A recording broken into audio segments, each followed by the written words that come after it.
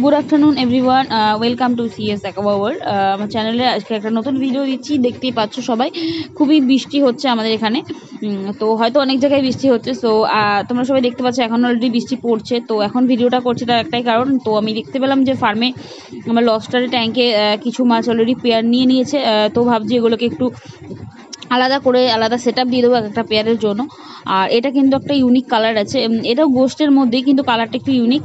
এটা কিন্তু মেল আছে, অনেকে বুঝতে পারবে, তবুও আমি একটু মার্ক করে দিলাম যাতে ভালোভাবে আপনারা বুঝতে পারেন।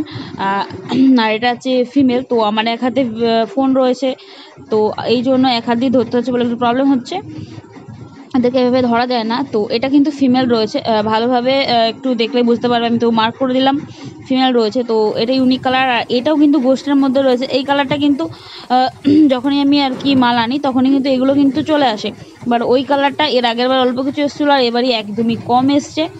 তো এই পেয়ার কিছু কিছু আছে, যেমন ব্লু ছিল, সেটা অলরেডি পেয়ার নিয়ে নিয়েছে, ওগুলো আমি সরিয়ে দিয়েছি। আর এগুলো আমি আজকে সরাচ্ছি, তাই ভালো একটা ভিডিও করি।